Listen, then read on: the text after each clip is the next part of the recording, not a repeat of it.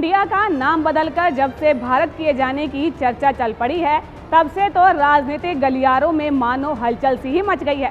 विपक्ष के नेताओं को बैठे बिठाए एक मुद्दा हाथ मिल गया है।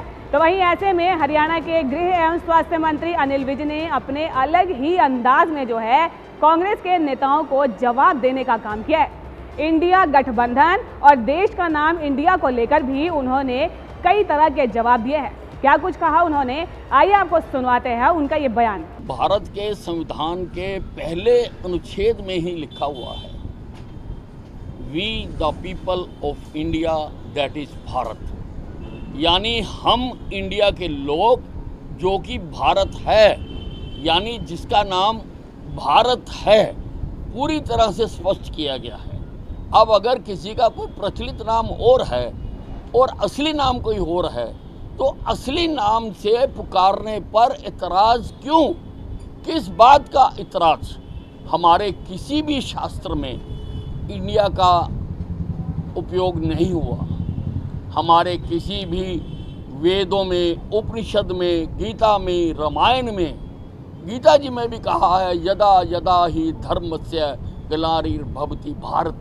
वहाँ पर भवती इंडिया क्यों नहीं कहा गया? और हमारा जो राष्ट्रीय गान है, जन गण मन अधिनायक जाया है, भारत भाग्य विधाता, वहाँ इंडिया भाग्य विधाता क्यों नहीं लिखा गया? और ये जो I.N.D.I.A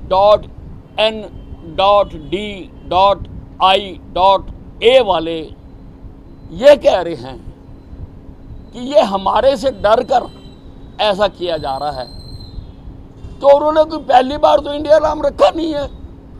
1977 में भी उन्होंने कहा था कि इंदिरा इज इंडिया, और भारत की जनता ने उस वक्त इंदिरा गांधी को धूल चटा दी थी। वही काम अब हिंदुस्तान की जनता इस I.N.D.I.A वालों का करने वाली है। भारत के संविधान के पहले अनुच्छेद में ही लिखा हुआ है, we the people of India that is Bharat, यानी हम इंडिया के लोग जो कि भारत है, यानी जिसका नाम भारत है, पूरी तरह से स्पष्ट किया गया है। अब अगर किसी का कोई प्रचलित नाम और है और असली नाम कोई और है, तो असली नाम से पुकारने पर इतराज़ क्यों? किस बात का इतराज़? हमारे किसी भी शास्त्र में इंडिया का उपयोग नहीं हुआ। हमारे किसी भी वेदों में, उपनिषद में, गीता में, रामायण में, गीता जी में भी कहा है, यदा यदा ही धर्मस्य ग्लानिर्भवति भारत। वहाँ पर भवती इंडिया क्यों नहीं कहा गया? और हमारा जो राष्ट्रीय गान है, जन गण मन अधिनायक जाया है, भारत भाग्य विधाता, वहाँ इंडिया भाग्य विधाता क्यों नहीं लिखा गया? और ये जो I.N.D.I.A